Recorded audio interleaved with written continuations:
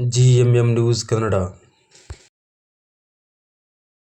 ಶಿಡ್ಲಘಟ್ಟ ತಾಲೂಕಿನ ಆನೂರು ಗ್ರಾಮ ಪಂಚಾಯಿತಿ ಹಾಗೂ ಮಳಮಾಚನಹಳ್ಳಿ ಗ್ರಾಮ ಪಂಚಾಯಿತಿಯಲ್ಲಿ ಸಂವಿಧಾನ ಜಾಗೃತಿ ಜನಗಳಾದ ನಾವು ಭಾರತವನ್ನು ಒಂದು ಸಾರ್ವಭೌಮ ಸಮಾಜವಾದಿ ಸರ್ವಧರ್ಮ ಸಮಭಾವದ ಪ್ರಜಾಸತ್ತಾತ್ಮಕ ಗಣರಾಜ್ಯವಾಗಿ ರಚಿಸಲು ಮತ್ತು ಅದರ ಸಮಸ್ತ ನಾಗರಿಕರಿಗೆ ಸಾಮಾಜಿಕ ಆರ್ಥಿಕ ಮತ್ತು ರಾಜಕೀಯ ನ್ಯಾಯ, ವಿಚಾರ, ಅಭಿವ್ಯಕ್ತಿ, ವಿಶ್ವಾಸ, ಧರ್ಮಶ್ರದ್ಧೆ ಮತ್ತು ಉಪಾಸನಾ ಸ್ವಾತಂತ್ರ್ಯ, ಸ್ಥಾನಮಾನ ಹಾಗೂ ಅವಕಾಶ ಸಮಾನತೆ ದೊರೆಯುವಂತೆ ಮಾಡಲು ಮತ್ತು ವ್ಯಕ್ತಿ ಗೌರವವನ್ನು, ರಾಷ್ಟ್ರದ ಏಕತೆಯನ್ನು ಹಾಗೂ ಅಖಂಡತೆಯನ್ನು ಸುನಿಶ್ಚಿತಗೊಳಿಸಿ ಅವರಲ್ಲಿ ಭ್ರಾತೃಭಾವನೆಯನ್ನು ವೃದ್ಧಿಗೊಳಿಸಲು ಶ್ರದ್ಧಾಪೂರ್ವಕ ಸಂಕಲ್ಪ ಮಾಡಿದವರಾಗಿ ನಮ್ಮ ಸಂವಿಧಾನ ಸಭೆಯಲ್ಲಿ 1949ನೇ ಇಸ್ವಿಯ ನವೆಂಬರ್ ತಿಂಗಳ 26ನೇ ತಾರೀಖಾದ ಈ ದಿವಸ ಈ ಮೂಲಕ ಈ ಸಂವಿಧಾನವನ್ನು ಅಂಗೀಕರಿಸಿ ಅಧಿನಿಯಮಿಸಿ ಅರ್ಪಿಸಿಕೊಂಡಿದ್ದೇವೆ. ಧನ್ಯವಾದಗಳು. ಡಾಕ್ಟರ್ ಬಾಬಾ ಸಾಹೇಬ್ ಅಂಬೇಡ್ಕರ್ ಒಂದು ಸಂವಿಧಾನ ಜಾಗೃತಿ ಸಭೆಯನ್ನು ಇವತ್ತು ಘನ ಸರ್ಕಾರದ ಕಾರ್ಯಕ್ರಮವಾಗಿದೆ. ಅದರ ಪೂರಕವಾಗಿ ನಮ್ಮ ತಾಲೂಕಿಗೆ ಇನ್ನು ಇವತ್ತು ಬಾಬಾ ಸಾಹೇಬ್ ಅಂಬೇಡ್ಕರ್ ರಥ ಇವತ್ತು ನಮ್ಮ ಪಂಚಾಯತಿ ಕೂಡ ಬಂದಿದೆ. ಅದಕ್ಕೆ ಕಳೆದ 5-6 ದಿನಗಳಿಂದ ನಾವು ಈ ಒಂದು ಕಾರ್ಯಕ್ರಮವನ್ನು ಒಳ್ಳೆ ಯಶಸ್ವಿ ಮಾಡಬೇಕಂತ ಹೇಳ್ಬಿಟ್ಟು ಮುಖ್ಯವಾಗಿ ಏನು ಸಂವಿಧಾನದ ಜಾಗೃತಿಯನ್ನು ಪ್ರತಿ ನಾಗರಿಕರಿಗೂ ತಿಳಿಸ್ಕೊಡ್ಬೇಕು ಅನ್ನೋದೊಂದು ಸದುದ್ದೇಶದಿಂದ ಆ ಪ್ರಿಯಂಬಲ್ನ ಓದಿಸೋ ಜೊತೆಗೆ ನಮ್ಮ ಗ್ರಾಮ ಪಂಚಾಯತಿ ವ್ಯಾಪ್ತಿಯ ಎಲ್ಲ ಹಳ್ಳಿಗಳ ಶಾಲೆಗಳಿಗೆ ಆ ಒಂದು ಪ್ರಿಯಂಬಲ್ನ ನಾವು ಒಂದು ಫೋಟೋ ಮಾಡಿ ಅದನ್ನು ಬಾಬಾ ಸಾಹೇಬ್ ಅಂಬೇಡ್ಕರ್ ಫೋಟೋ ಜೊತೆಗೆ ಮತ್ತು ಸಂವಿಧಾನದ ಒಂದು ಏನು ಪ್ರಿಯಂಬಲ್ ಸ್ವರೂಪದ ಫೋಟೋ ಮಾಡಿ ಶಾಲೆಗಳಿಗೆ ಕೊಡುವಂಥ ಕೆಲಸವನ್ನು ಕೂಡ ಮಾಡಿದ್ದೀವಿ. ಸೊ ಈ ಸಂವಿಧಾನ ಜಾಗೃತಿಯ ಕುರಿತು ವಿಶೇಷವಾಗಿ ಭಾಷಣಕಾರರನ್ನು ನಾರಾಯಣ ಸ್ವಾಮಿಯವರನ್ನು ಮತ್ತು ಶ್ರೀರಾಮಣ್ಣವರನ್ನು ಸಹ ಕರೆದು ಜಾಗೃತಿಯ ಬಗ್ಗೆ, ಸಂವಿಧಾನದ ಜಾಗೃತಿ ಬಗ್ಗೆ ಭಾಷಣಗಳನ್ನು ಕೂಡ ನಾವು ಈ ಒಂದು ಸಂದರ್ಭದಲ್ಲಿ ಮಾಡಿದ್ವಿ. ಭಾಳ ಕಾರ್ಯಕ್ರಮ ಅಚ್ಚುಕಟ್ಟಾಗಿ ನಮ್ಮ ಪಂಚಾಯತಿಯಿಂದ ಮತ್ತು ನಾನು ಸರ್ವ ಸದಸ್ಯರೆಲ್ಲ ಸೇರಿ ಕಾರ್ಯಕ್ರಮ ನಾವು ಒಳ್ಳೆ ಯಶಸ್ವಿಗೊಳಿಸಿದಂತ ನಾನು ಹೇಳಲಿಕ್ಕೆ ಇಚ್ಛಪಡ್ತೇನೆ. ಸಾಂವಿಧಾನಿಕ ಅಧಿಕಾರ ನನ್ನ ಸೋದರರು ನಮ್ಮ ಅಧಿಕಾರಿಗಳಾಗಿರ್ತಕ್ಕ ಮುನ್ರಾಜ್ ಸರ್ ಅವರು ಇವತ್ತು ಈ ಒಂದು ತಾಲೂಕಿನ ಅಧಿಕಾರಿಯಾಗಿ ವೇದಿಕೆ ಮೇಲೆ ಕೂತಿದ್ರಲ್ಲಿ ಇದು ಸಾಂವಿಧಾನಿಕ ಅಧಿಕಾರ. ಇವತ್ತು ನೀವೆಲ್ಲರೂ ಕೂಡ ನಾಗರಿಕರಾಗಿ ಜೀವನ ಮಾಡ್ತಾ ಇದ್ದೀರಿ. ಸಂವಿಧಾನಿಕ ಅಧಿಕಾರ ಇದು ಸಾಮಾಜಿಕ, ಆರ್ಥಿಕ, ರಾಜಕೀಯ ನ್ಯಾಯ ಎಲ್ಲರಿಗೂ ಸಮಾನವಾಗಿ ಇಲ್ಲಿ ಎಲ್ಲರೂ ಕೂಡ ಈ ಭಾರತ ದೇಶದ ರಾಷ್ಟ್ರಪತಿ ಯಾರು ಬೇಕಾದ್ರೂ ಆಗಬಹುದು. ಆ ಅಧಿಕಾರ ಸಂವಿಧಾನ ನಮಗೆ ಕೊಟ್ಟಿದೆ. ಈ ಭಾರತ ದೇಶದ ಪ್ರಧಾನಮಂತ್ರಿ ಯಾರು ಬೇಕಾದರೂ ಆಗಬಹುದು. ಯಾವ ಮಹಿಳೆಗೂ ಅದು ಅಡ್ಡಿ ಇಲ್ಲ. ಮಹಿಳೆ, ಪುರುಷ, ಯಾವ ಲಿಂಗ ಭೇದ ತಾರತಮ್ಯಗಳಿಲ್ಲ. ಅದೇ ರೀತಿ ವಿಚಾರ, ನ್ಯಾಯ, ಸಾಮಾಜಿಕ ನ್ಯಾಯ ಇಲ್ಲಿ ಎಲ್ಲರಿಗೂ ಒಂದೇ ನ್ಯಾಯ. ಇಲ್ಲಿ ನ್ಯಾಯದ ಮುಂದೆ ಯಾರು ಭಿನ್ನ ಭೇದ ಮಾಡೋಂಗಿಲ್ಲ. ಅಭಿವ್ಯಕ್ತಿ ಸ್ವಾತಂತ್ರ್ಯ, ಪ್ರತಿಯೊಬ್ಬರಿಗೂ ತನ್ನ ಭಾವನೆಗಳನ್ನ ಅಭಿವ್ಯಕ್ತಿಸುವ ಸ್ವಾತಂತ್ರ್ಯವಿದೆ. ವಾಕ್ ಸ್ವಾತಂತ್ರ್ಯವಿದೆ, ಜೀವಿಸುವ ಸ್ವಾತಂತ್ರ್ಯವಿದೆ, ಜೀವನ ಮಾಡುವ ಸ್ವಾತಂತ್ರ್ಯವಿದೆ, ವಾಸಿಸುವ ಸ್ವಾತಂತ್ರ್ಯವಿದೆ, ಬದುಕುವ ಸ್ವಾತಂತ್ರ್ಯವಿದೆ. ಎಲ್ಲ ಸ್ವಾತಂತ್ರ್ಯಗಳು ಇಲ್ಲಿ ಕೊಟ್ಟಿದ್ದಾರೆ.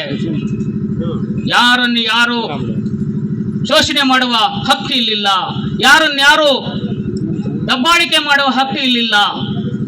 ಅದು ಸಂವಿಧಾನದ ವಿರೋಧಿ ಆಗುತ್ತೆ. ವ್ಯಕ್ತಿ ಸ್ವಾತಂತ್ರ್ಯ ಇದೆ, ವಿಶ್ವಾಸ, ಧರ್ಮ ಶ್ರದ್ಧೆಗಳಿದೆ. ಅವರವರ ಧರ್ಮ, ಅವರವರ ವಿಶ್ವಾಸ ಅವರವರಿಗೆ ಸೀಮಿತವಾಗಿದೆ. ಅದು ಇನ್ನೊಬ್ಬರ ಮೇಲೆ ಹೇರೋಂಗಿಲ್ಲ. ಅದನ್ನು ನಾವು ಪ್ರತಿಯೊಬ್ಬರು ಗೌರವಿಸಬೇಕಾಗಿದೆ. ಆ ಧರ್ಮವನ್ನು ನಾನು ಕಾಪಾಡಬೇಕಾಗಿದೆ. ಅವರ ಅಭಿಪ್ರಾಯ ನಿನಗೆ ಇಷ್ಟ ಇಲ್ಲ ಅಂದ್ರೆ ಅವರಿಗೆ ಹೇಳುವ ಸ್ವಾತಂತ್ರ್ಯವನ್ನು ನಾವು ಪ್ರಾಣ ಕೊಟ್ಟು ಕಾಪಾಡಬೇಕಾಗಿದೆ. ಇಲ್ಲಿ ಯಾರ ಸ್ವಾತಂತ್ರ್ಯವನ್ನು ಯಾರು ಕದಿಯುವಂಗಿಲ್ಲ. ಸ್ವಾತಂತ್ರ್ಯವಿದೆ, ಆದ್ರೆ ಜವಾಬ್ದಾರಿಯಿಂದ ಸ್ವಾತಂತ್ರ್ಯವಿದೆ. ಸ್ವಾತಂತ್ರ್ಯ ಅಂದ್ರೆ ಜವಾಬ್ದಾರಿ ಮಾತ್ರ. ಸ್ವಾತಂತ್ರ್ಯ ಅಂದ್ರೆ ಸ್ವೇಚ್ಛಾಚಾರವಲ್ಲ. ಇದು ಕೂಡ ಕರ್ತವ್ಯವಾಗಿದೆ. ಸಂವಿಧಾನ ಸಾರ್ವತ್ರಿಕವಾಗಿಗೊಳಿಸಿದೆ. ಇದು ತುಂಬಾ ಕರಾರುವಕ್ಕಾಗಿ ಸಂವಿಧಾನ ತನ್ನ ಎಲ್ಲ ಪದಗಳನ್ನು ಕರಾರುವಕ್ಕಾಗಿ 2000 ಬಾರಿ ಚರ್ಚೆ ಮಾಡಿ, ವಿಶ್ಲೇಷಣೆ ಮಾಡಿ, ಅಧ್ಯಯನ ಮಾಡಿ, ಅದನ್ನು ಅರ್ಥೈಸಿಕೊಂಡು ಮಾಡಿಸಿರ್ತಕ್ಕಂಥ ಪ್ರತಿಯೊಂದು ಪದವೂ ಕೂಡ ಇಲ್ಲಿ ಅಭೂತಪೂರ್ವವಾಗಿದೆ.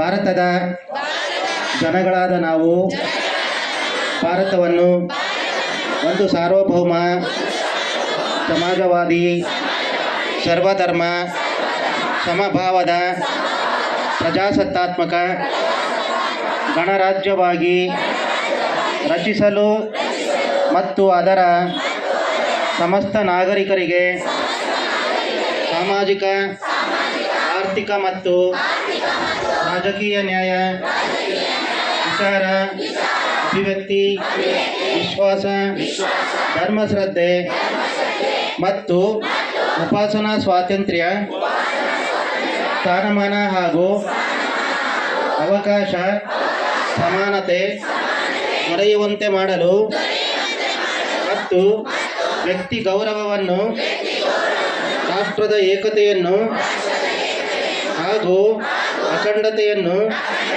ಸುನಿಶ್ಚಿತಗೊಳಿಸಿ ಅವರಲ್ಲಿ ಭ್ರಾತೃಭಾವನೆಯನ್ನು ವೃದ್ಧಿಗೊಳಿಸಲು ಶ್ರದ್ಧಾಪೂರ್ವಕ ಸಂಕಲ್ಪ ಮಾಡಿದವರಾಗಿ ನಮ್ಮ ಸಂವಿಧಾನ ಸಭೆಯಲ್ಲಿ 1949ನೇ ಇಸ್ವಿಯ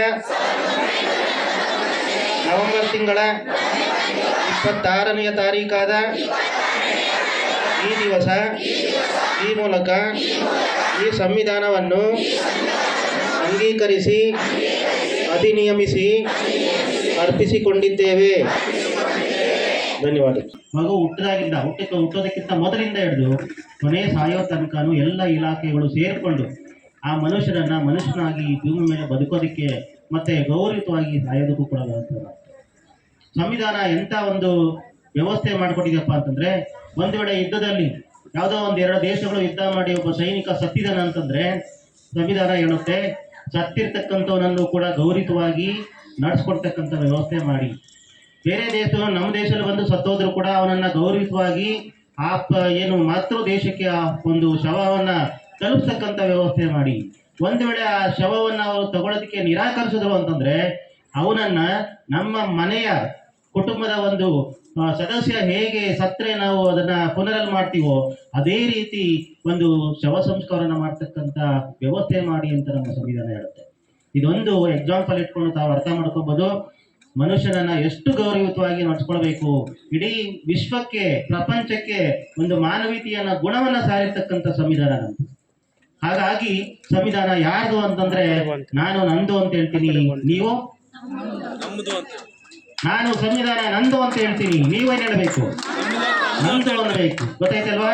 ಕೆಲವರು ಯಾರೋ ಅಲ್ಪ ಜ್ಞಾನವನ್ನ ಇಟ್ಕೊಂಡಿರ್ತಕ್ಕಂಥ ಹೇಳ್ತಾರೆ ಇದು ಸಂವಿಧಾನ ಅಂತಕ್ಕಂಥದ್ದು ನನಗಲ್ಲ, ಯಾರೋ ಒಂದು ಸಮುದಾಯಕ್ಕೆ. ಅಂಬೇಡ್ಕರ್ ನಮ್ದಲ್ಲ, ಅಂಬೇಡ್ಕರ್ ಯಾವುದೋ ಒಂದು ಸಮುದಾಯದ ಮಾತ್ರ ಸೀಮಿತ ಆಗ್ತಕ್ಕಂಥದ್ದು. ಇದು ನಮ್ಮ ಅಲ್ಪಜ್ಞಾನ.